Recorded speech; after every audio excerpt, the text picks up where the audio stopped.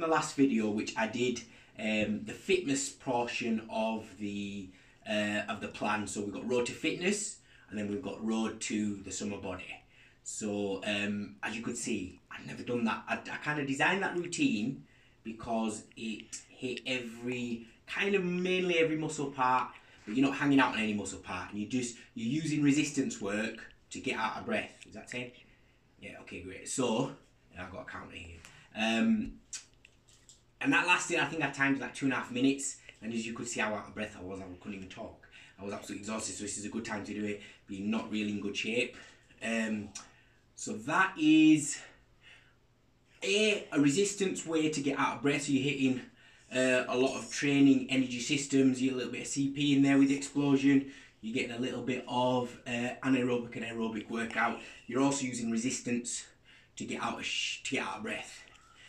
Now, in terms of the summer body, which is what we're going to move on to today, how many is that? 10? Mm-hmm. Okay, and then this is more so what you typically call hypertrophy. So the main way you're going to get the aesthetics, the look for the summer body is generally around becoming lean. So making what obscures the muscle move, evaporating, burnt.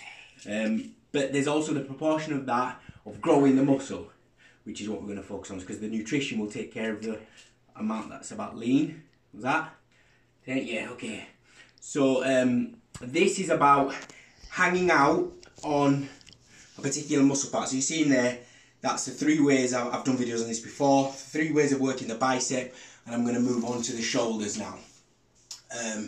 So what I'm looking at is, so you notice that exercise workout took it took 2.5 minutes, and that was enough. You might be working on, I worked on a baseline of like 10s, you might start on 1, 3s, 5s, 10s, 15s, whatever your fitness level is. And then, how many is that? Yeah, okay. So you're going to work on that, but it's going to take you perhaps 3 minutes. And then this is going to take perhaps another, I don't know, 7, 8 minutes. What's that? Okay, that's about 10. So I'm going to hold for 10.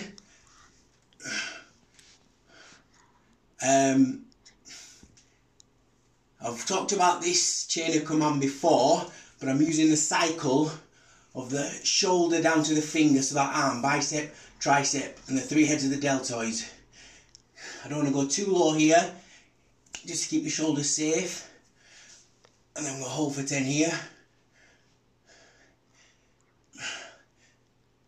Okay. Last 10.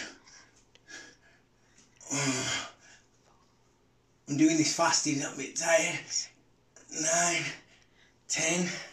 Okay. So, I'm going to work this area today. Another day I'm going to use chest and lats basically. And then I'll use the rest. So core, lower back, legs on the 3rd day. Which I've talked about in other videos. But just a way of doing it and almost to train along the way. Yeah. So, you really want to extend your time under tension. So hypertrophy is often thought of like between 8 to 16 sets. But more it's about time under tension. So you want to get 40 seconds to a minute of tension. So that's why you don't want to, for example, you don't want to swing something like this. You want to do it under tension, doing a half to a full 2. So I'm working that area today. So we're talking in total,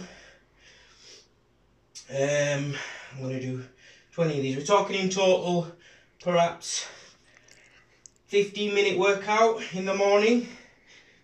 And then if you can work that in, I think that'll do. Work that in with a evening class or evening sport. That's where your development comes in. That's what you're feeding your training into, your means to an end. So I'm going to go for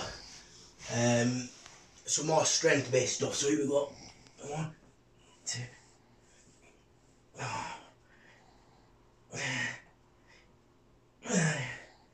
doing the tricep version of that.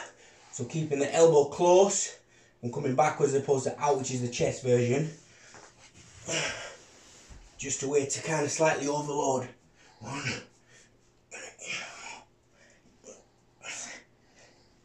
9, 10. So that's a full hypertrophy set, you could say. That's on technique, slow day. So the curls, I leave my first set, I leave my wrists behind and I lift up, full range of motion. I do some hammerheads and I do some across. I do some full rotation deltoid to hit the 3 heads. I do some isolation ones with it. I could add in some rear delts and some forward delt. And then tricep, I'm using full range of motion, 1.5, keep that time under tension with a little bit of strength work. I'd mix that up with heavy days where you're doing less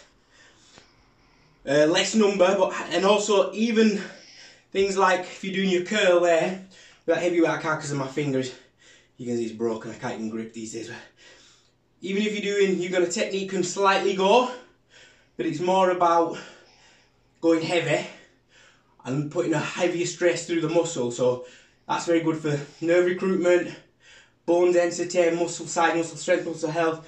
So even things like nerve recruitment, if you think about the nerves, it's like the action is setting the domino trail off.